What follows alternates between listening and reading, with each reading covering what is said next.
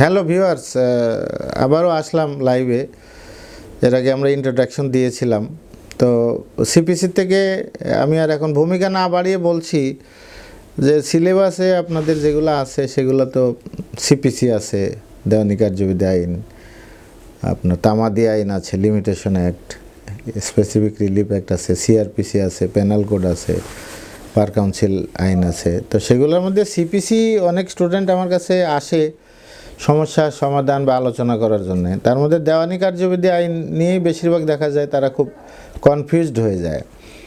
যেমন এগুলার যে ধারা, তারপরে আদেশ, বিধি, সেকশন, রুল এবং অর্ডার, এগুলোর উপরে অনেকে খুবই কনফিউজড হয়ে যায় এবং এমন কনফিউজড হয়ে যায় যে তারা এটা বুঝে উঠতে পারে না।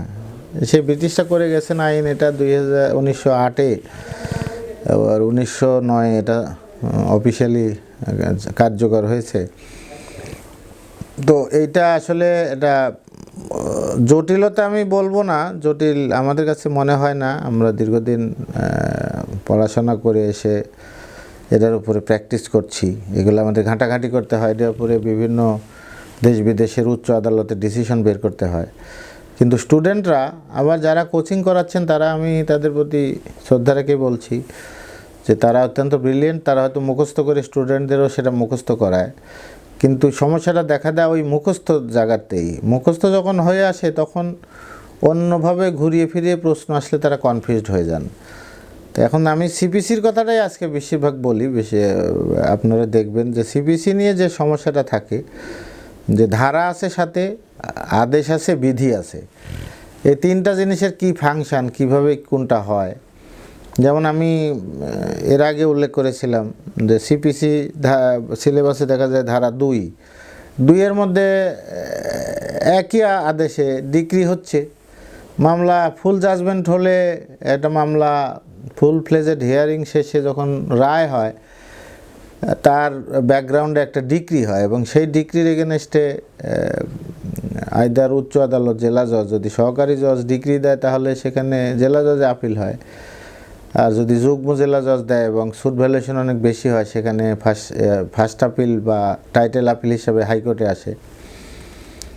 কিন্তু এই ধারা 2 যেটা, এর মধ্যে এই ডিক্রির উপরে একটু বলা আছে। এই ছোট্ট একটা ধারা, কিন্তু মনে হবে খুবই কমপ্লিকেটেড। এই যে বললাম যে এইটা কখন ডিক্রি হলে কখন এটা টাইটেল আপিল হবে, কখন এটা মিস আপিল হবে, মিস আপিল হবে নাকি টাইটেল আপিল হবে নাকি রিভিশন হবে, না হলে কোনোটাই হবে না। দেখা যায় যে এটার উপরে অনেকে কনফিউশনে চলে আসে। আবার যেমন আরজির উপরে বলা আছে আরজি খারিজ কখন হয়। অর্ডার 7, রুল 11, 7, বিধি 11-র ABCD আছে। এই যে 4টা ABCD, প্রথমে দেখুন এখানে কিন্তু ধারার বিষয় নেই, এখানে আছে আদেশ, এরপরে বিধি, বিধির সাথে আবার ABCD। তো এই 4টা ক্ষেত্রে আরজি খারিজ হয়ে যাবে।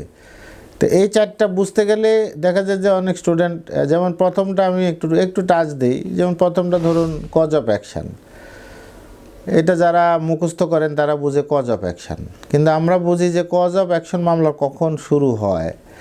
এরপরে আছে ধরুন যে বিতে আছে যে আন্ডার ভ্যালুয়েশন করা, কম মূল্য দেখিয়ে মামলা দায়ের হলো, কোর্ট নির্দেশ দিল এটা মূল্যবান বাড়ানোর জন্য, কিন্তু তো বাদী এটা করলেন না,